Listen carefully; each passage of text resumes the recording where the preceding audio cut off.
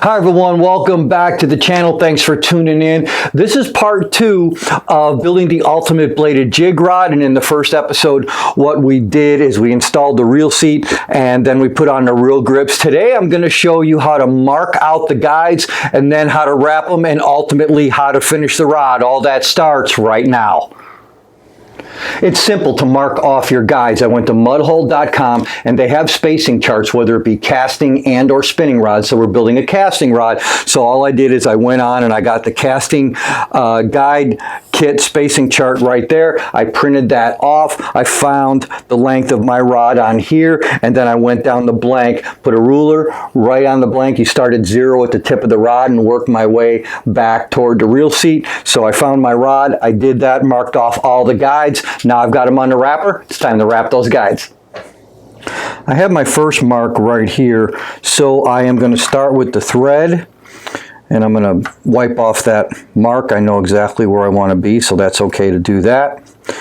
There you go. Now what I'm going to do is I'm going to wrap the thread around here once, twice, and then I'm going to move this way and go 1, 2, 3, 4. Then I'm going to step on my pedal, and this, boom, will tighten the knot. You will feel it grab. And then I'm going to cut off the excess, and that's how we're going to start to wrap the guide. Now for the first install of the guide, I am going to look down toward the reel seat and I'm going to try to line it up so it's straight. And then I'm just going to insert the guide underneath the thread like so. And then we're going to start to wrap it.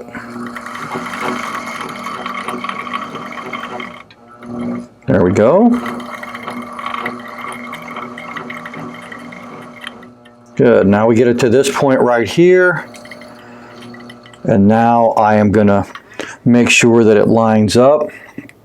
That's looking pretty straight, and I can adjust this after I'm done a little bit, but right now I just want to make sure this is approximately where I want it, and now we're going to finish wrapping it. Now if I get a little space in my thread, which I have right there, I'm going to take my burnishing tool, and what I'm doing is I'm packing the line. You can do that either side as you're going along. That'll ensure you nice tight wraps, and it'll look better when you're finished. Just about there. Pretty close. There we go. All right. That's good. Now when we get to this point right here, I need to finish off this wrap. So how I do it is I use some contrasting or brightly colored thread. It's just easier for me to see. I'm going to go underneath where that knot was. Excuse me, not knot, where the thread is. Place that loop under there. And I like to go about 4 or 5 times. One more time. There. Now, I keep the loop up on top. It's easier, it's more accessible for me that way. I cut my thread off while holding tight onto it. Put my finger there to hold it in place. Then I'm going to take that thread and stick it through that loop. Pull up on it. Now I'm going to take those 2 ends, pull together, pull it through. There's your knot, nice and tight. Now what I'm going to do is I'm going to get it as close as I can to the wrap. There you go. There's one perfectly wrapped guide, and now we're going to move on to the next one. We're going to start it right here, and we're going to do the same thing we did before. Now on this side of the thread, I'm going to wrap 1, 2. Now I'm going to go this way on the thread on the other side of it, around there, and that's what's going to help lock it in. Step on my pedal. Boom, and felt it catch. That's exactly what I wanted. All right, there's that. Line that up. Give that one more turn. Perfect, right there. Now I'm going to take my next guide and put that on right underneath the thread. And I'm going to get as close as I can to lining that up. Again, this is just lining it in by sight here, and now we're going to start to wrap it.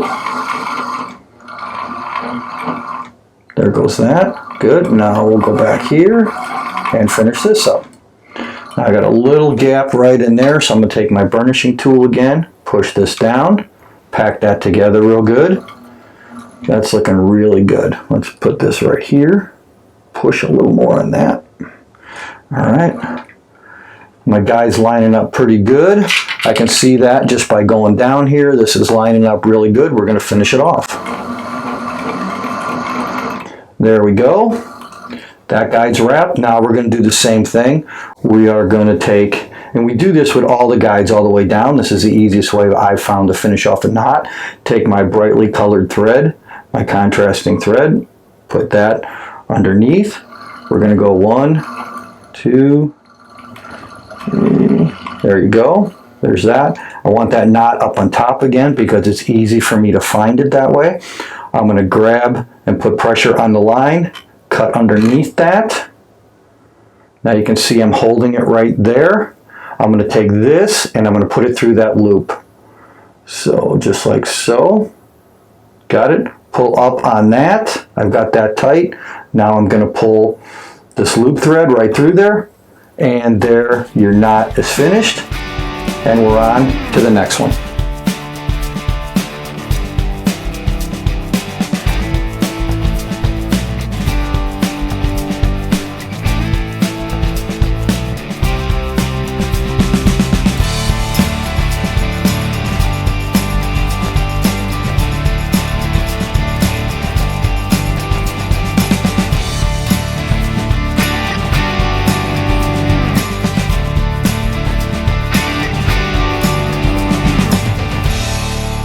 Okay, now that I've finished wrapping the rod, I'm going to put on the reel seat and guide alignment tool. That's right there. It fits right into the reel seat.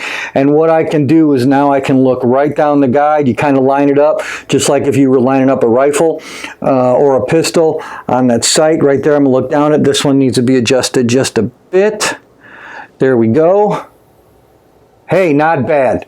Not bad at all. That little tool is awesome. I've used it on the last 2 or 3 builds that we've had. If you want to go back and see more on it, on a spinning rod, you do it the same way. On the spinning rod, it's just going to hang down like that, and you're going to be able to turn it over and line up all your guides the same way on a bait casting rod. But just a great little tool, makes it a lot quicker, a lot simpler. It's very inexpensive. Flat out just works. Take that off. Now we're going to mix the 2-part epoxy, and we're going to start finishing off this rod. So here's a 2-part epoxy that I'm using. You can get this at Mud Hole as well. And I'm going to pull that plunger down. I'm going to get it to about 1, about right in there. And I want to mix both parts equally. So that's that right there. That one's done. Turn this one over. Do the same thing. I'm going to fill this to about the 1 mark. Right there. All right. Squeeze that in. And there is your 2-part epoxy. Now, as I always do, I mix this up, usually about a count of 100 one way and then 100 the other way. I want to try to get off as much or get out as much of the bubbles as I possibly can. Just take your time with this. Because getting this epoxy right is essential, or it's going to take your rod longer to dry. But this way, just doing it for me, 100 one way and 100 the other way, just seems to work really good. Once this is all mixed up, then we're going to apply it to the guides. Now that I'm ready to put the epoxy on the guide, the first thing I want to do is kind of establish an edge.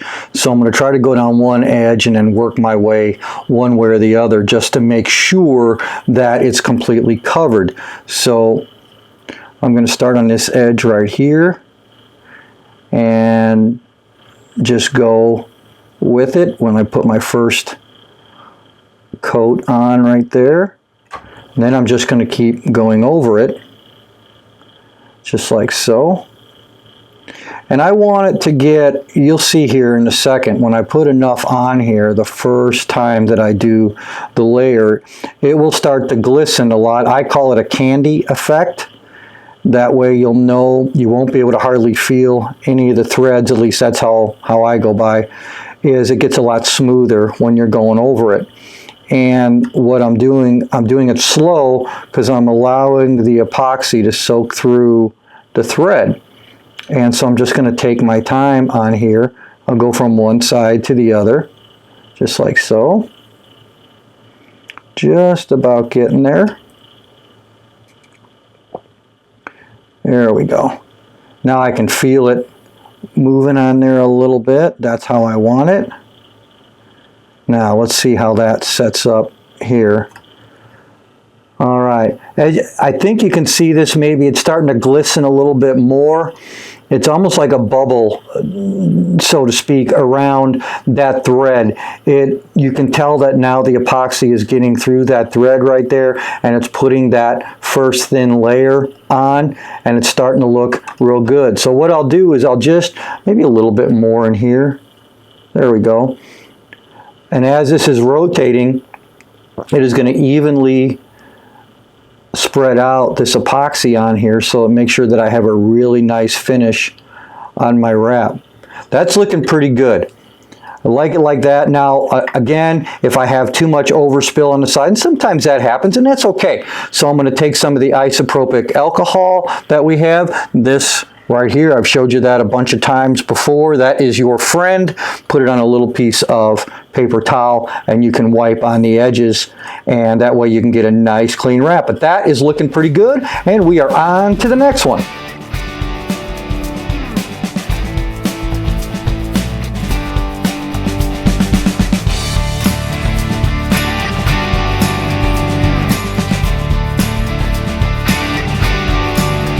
So that's the first layer of epoxy. Now I always put 3 layers of epoxy on each rod, and there are heating elements that you can get that you can make these dry a lot quicker. I like the process. I just let them dry for 24 hours. Obviously this is going to be a lot quicker for this video. So now the first layer of epoxy is done. Now I'm going to put on the second layer of epoxy. Then I'm going to show you how to add the tip top, and then we're going to finish off with the third and final layer, and then we are going to have we are going to have a completed ultimate bladed jig rod.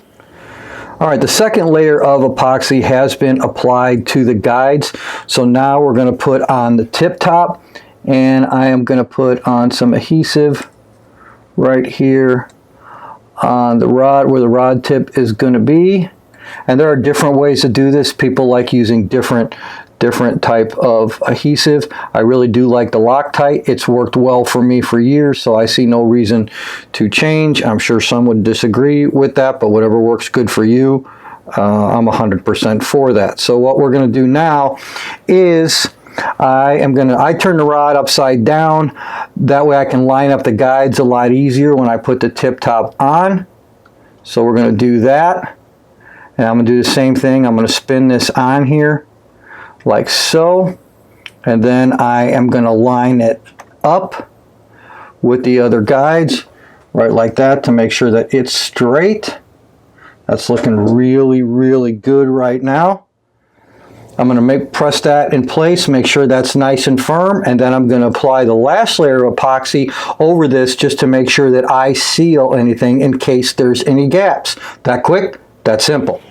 All right, so the third and final layer of epoxy has been applied, and now I'm just waiting for this rod to dry, and tomorrow I'm going to have a brand new bladed jig rod. Now, for all the information and education that you want when it comes to rod building, there is only one place for that, and that is mudhole.com. And of course, if you have any questions on the builds that I do, or any questions when you're watching this channel, it's really easy to get a hold of me. Please feel free to do so at jim@jimcrowleyoutdoors.com. Now, I promise you this, if you take the time to email me with a question, 100% guaranteed that I will take the time to answer you back. I answer all my own emails, and I am glad to do it. Now, one more thing that I wanted to show you is that one of the coolest things about being able to build your own rods is that you can match it to the reels that you're going to be putting on it. So on this rod, I'm using the Cast King Mega Jaws Elite. It's a black reel with gold trim, so that's what I did on this rod to match it.